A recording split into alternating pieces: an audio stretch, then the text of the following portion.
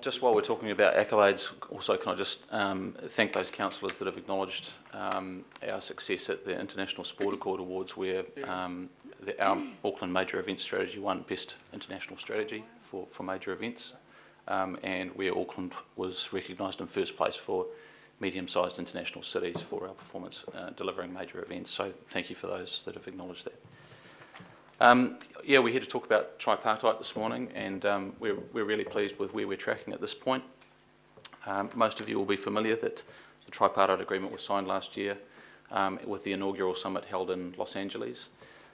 We're thrilled with where we've landed compared to the event that was held in LA, where around 200 delegates took part. At this point in time, before we've formally commenced our promotional campaign, we're already approaching 400 confirmed delegates.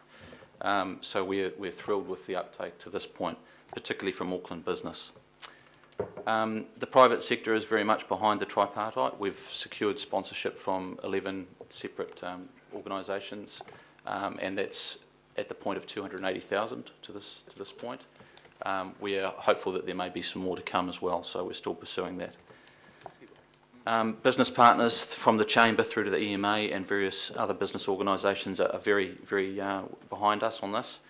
And in addition to business matching, there'll be ample opportunity for people to learn from what I think is a pretty impressive cast of international business leaders and thought leaders, especially those involved in innovation, which I think we all acknowledge is critical to Auckland's future. The tripartite also presents a great opportunity to showcase Auckland to critical overseas markets, and we need to thank and acknowledge the IMSB for the role that they've played in helping us to shape up the Māori component of the program. Government is also supportive of the event, and we have a number of ministers who will be attending over the course of the 2 days, including the Prime Minister attending the summit dinner on the Monday night.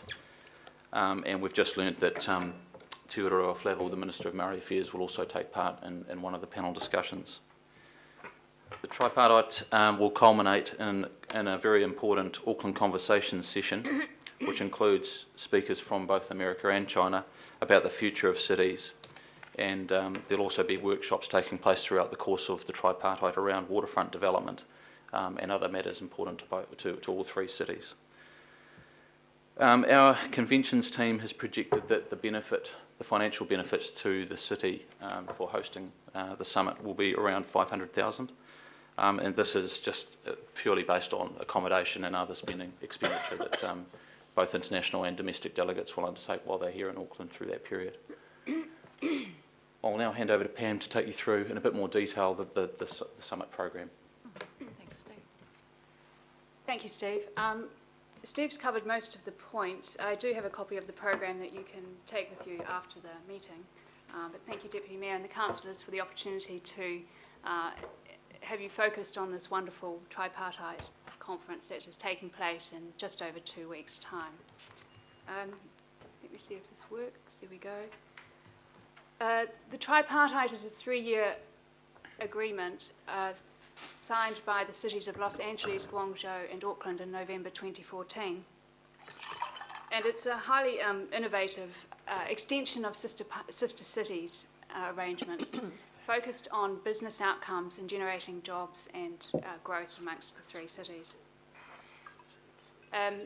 The Auckland summit follows the Los Angeles one last year, and next year, 2017, Merrill-led delegations will be converging on Guangzhou.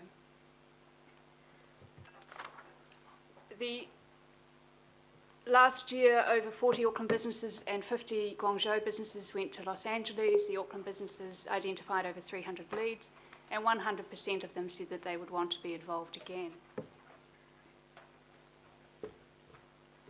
The focus of the event, as Steve said, is all about business matching.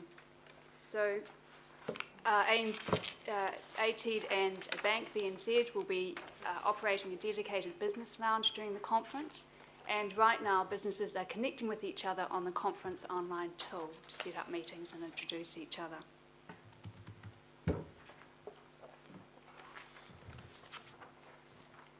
The speakers that are coming to Auckland include obviously our own Auckland and New Zealand speakers, but also people from the US, China, Israel and even Australia. The speaker lineup is represented by women, men, millennials, experienced entrepreneurs, academia and diplomats.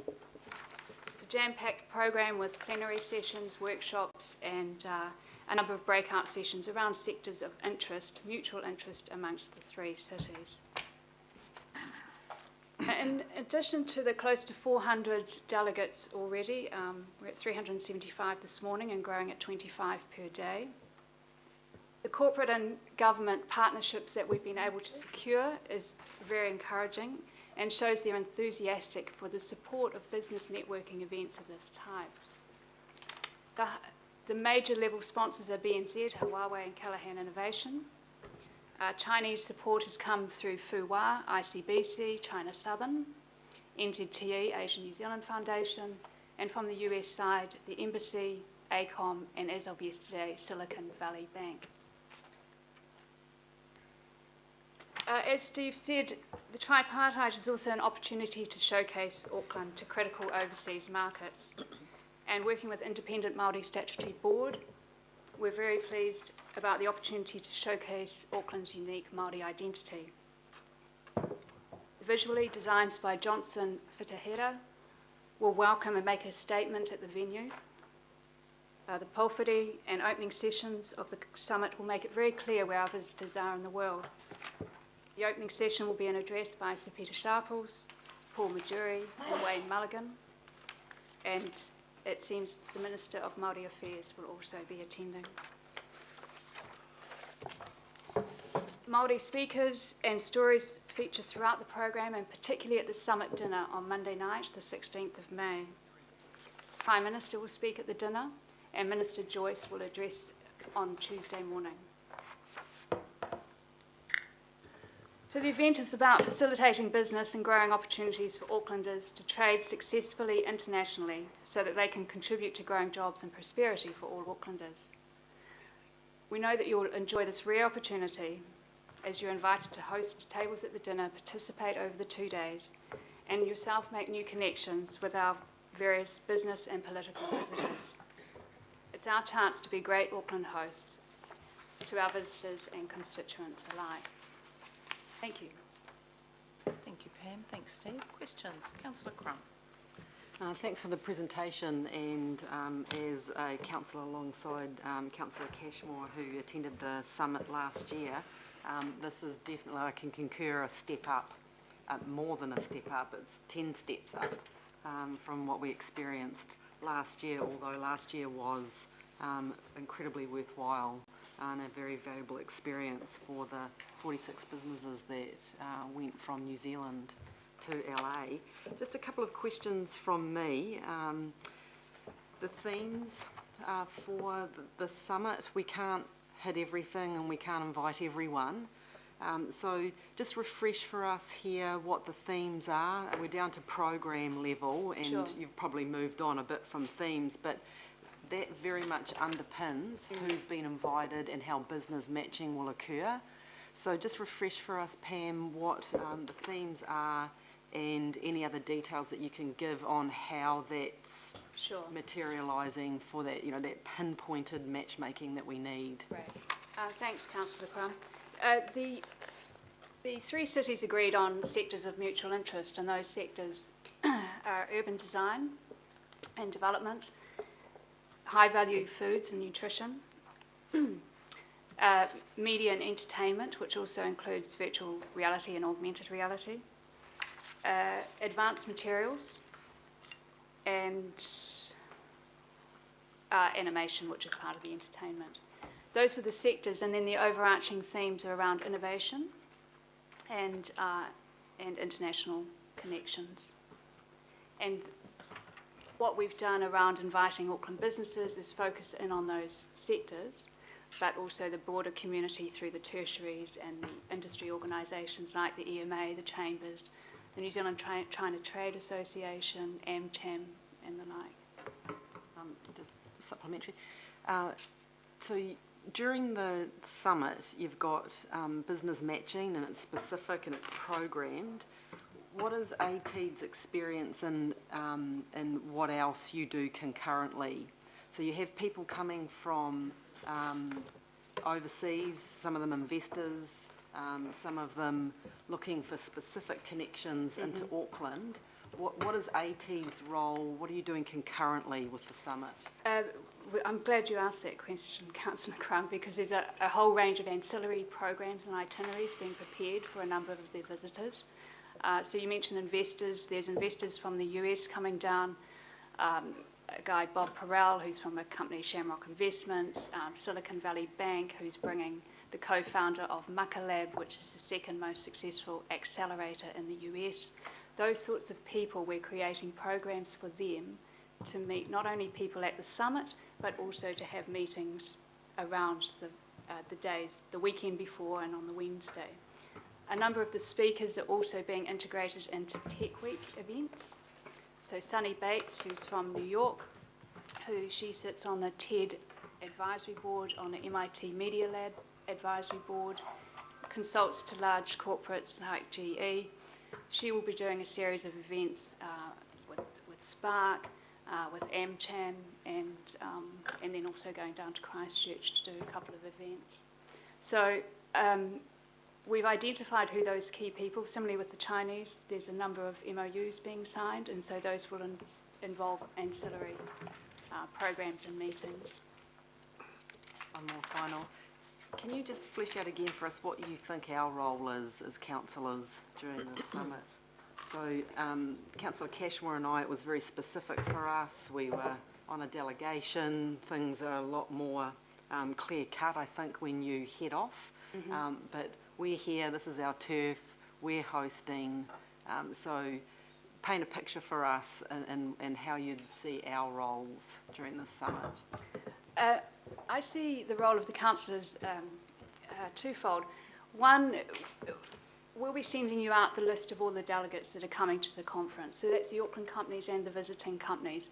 So becoming familiar with maybe businesses that you work with in your local areas, or identifying people in the visiting delegations from Guangzhou and LA that you might want to meet with, and letting us know that we can create those meetings.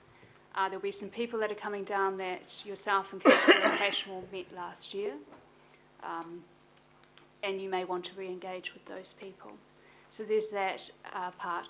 The second part is being present during the 2 days and helping facilitating the, it's all about making connections, so connecting some of the people that you know from Auckland with some of the visitors. And the Mayor has sent out, an invitation to you to be a host at each of the tables at the dinner. And the dinner is going to be a fabulous event where it's going to be a great opportunity to engage with Auckland businesses yourself, but also enable them to make connections with international visitors. Some of the international visitors we know are here to do business. Well, we know they're all here to do business, but some of them have very specific requirements, and we know how much they need Auckland Council involvement in their process, be it around regulations, bylaws, consenting, all of those sorts of things. So I know they see value in connecting with you as they did last year in Los Angeles. Overall, it sends a very clear statement to investors and businesses that we might want to attract down here if we've got members of the governing body fully engaged and present over the course of those 2 days. So, yeah, we certainly encourage as much attendance as possible. Okay, thank you, Councillor Crum. Other questions? Councillor Walker. Yeah, just as far as attendance is concerned, I note that on the Monday we've got the Finance Committee meeting on the annual plan, which we obviously have to deal with, and then on Tuesday we've got a holding day for. No, we haven't. No, we haven't. I think that was No, going we to be haven't. So cancelled. that's Sorted. That's No, great. We haven't. That's good then. So we do have some availability. So that's great. Fantastic. Friday the 13th is the day, Wayne. Yeah, All happens and finishes actually on that was- day. that's a big No holding thing. day. Okay, other questions? Councillor Well, Webster. it's not a question. Well, it sort of is. Having been to Guangzhou when we actually signed this, and that was not a business delegation as such, I think this is particularly what everybody at that signing thought was going to happen. So it's really great to see that happen.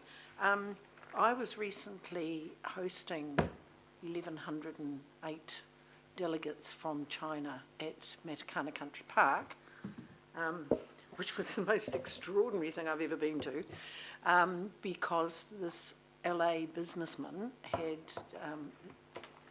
had brought 1,100 of them to New Zealand for awards day, or awards visit or something, for about 10 days. And they had gone to Queenstown, Rotorua, Waitomo Caves, and Auckland, and decided to come up to Matakana. They spent $50,000 that day at the market at Matakana.